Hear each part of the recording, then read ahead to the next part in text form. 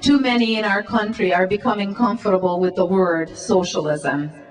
It seems a perfect equal system for all, a Shangri-La, if you will, if not realizing it is nothing but a bridge to communism, which is total government control over even your most intimate private life. Socialism at its best is corrupt, rotten to the core, a government without overseers.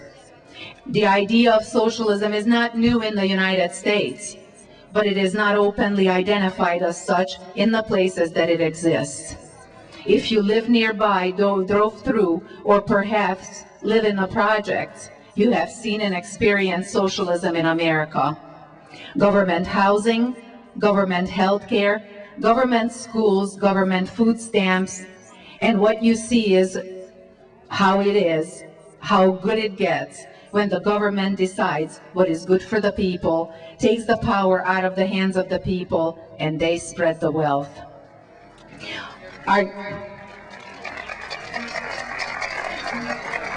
Our government imposed full-blown socialism on our inner cities, and in over 50 years hasn't been able to raise the living standard of those who live there. And look how happy and motivated are those living in the projects with all that the government is providing for them. Is that the best we can dream for our children and grandchildren? Is that the America we want to see?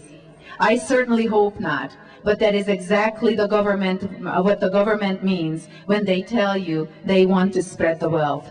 They will make us all equally poor by breaking down our economy, inflating our currency, forcing on us taxation on a level never seen before. And if we cause too much trouble for them, they will impose some sort of emergency under which the government takes all the power into their hands.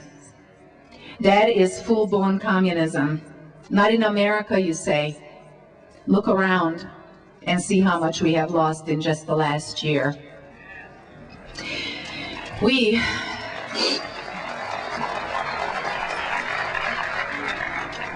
are citizens of this country first, and private citizens second. This citizenship comes with responsibilities. Keeping the Constitution intact, the freedoms in it, is our foremost responsibility. Citizenship is our birthright, but freedom is not.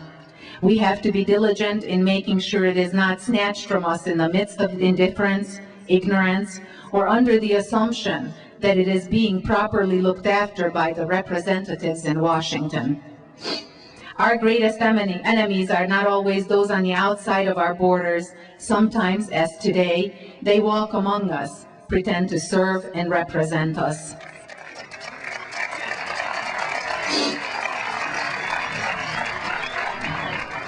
Both parties have betrayed us. They both not only strayed from the Constitution, but trying to destroy it.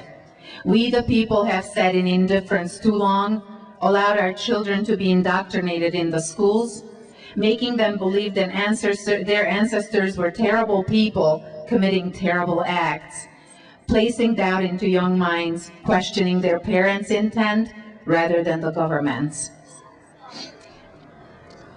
This was the practice in communist countries also. The focus was on the young. Through the government's promises of building a perfect idealistic society, the promise of social justice, they turned children against their own parents. Many became informants, turning in their parents, grandparents, and other relatives. The uniformed children marched in their parades like little soldiers, singing the Soviet songs of hope and change. We were disarmed by disbelief and turned a blind eye to the actions and corruption of government, courts, and schools. Through political correctness, they shamed us into shutting up, so no one would ever question, no one would dare to oppose. Feeling alone, we stood quietly watching the government enslave the people. In America's political climate today, I find each day stronger the feeling of déjà vu. And I say enough. Enough is enough. We need to take back our republic, and we need to demand constitutional correctness from all our politicians.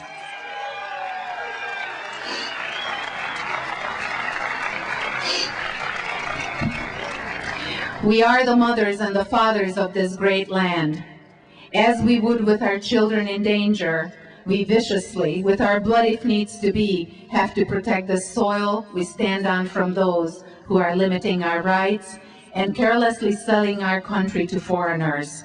To those countries who are not our friends nor supporters, they are in many cases our enemies, who are only worried about how they will get the return on their investment. The fall of this great country would cause them no emotional hardship at all, perhaps a gleeful grin of satisfaction over the idea that it was a job well done. The arrogant American got what they deserved. But we're not the arrogant Americans. Our corrupt politicians are.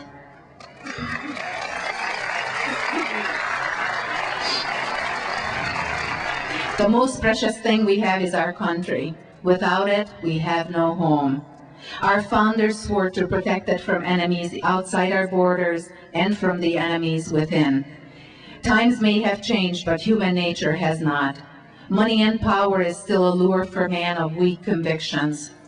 We need to recruit those who, through the political evolution from George Washington to today, managed to keep their spines intact and are still able to stand upright with dignity and willing to preserve the last bastion of freedom in the world.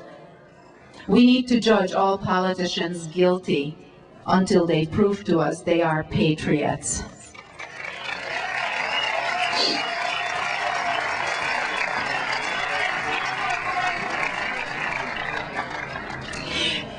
This is the most dangerous time in our history. Since the founding fathers fought for the freedoms and laid the cornerstone for what is today the greatest country on earth. Our liberties have never been more on the brink of extinction than today. It is time for all eyes to be open and believe what used to be unbelievable. The changes we see today have been coming for decades, but today they are meant to change our country's DNA and cannot be allowed to continue. As a nation of diversity, we have faced great challenges in our history, and we always overcame, remain strong, but today, now, our country is in grave danger.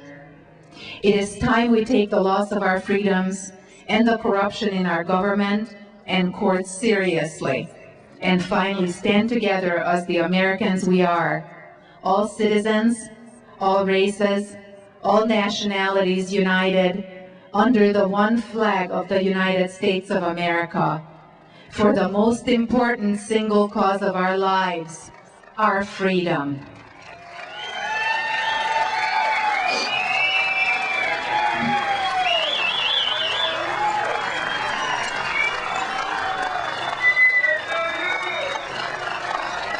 Thank you.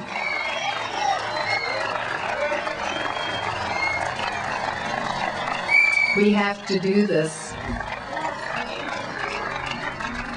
Thank you so much. Thank you very much. Ilona, thank you very much. Please give her another round of applause. All right.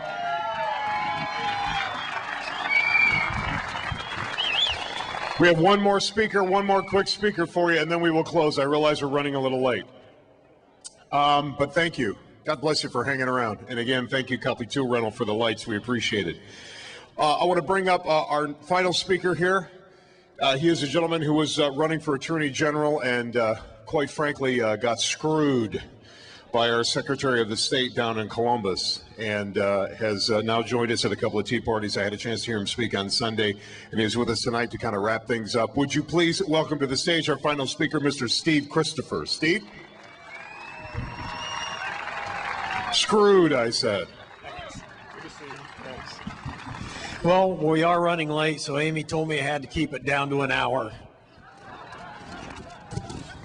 It's always great to be with Tea Party people.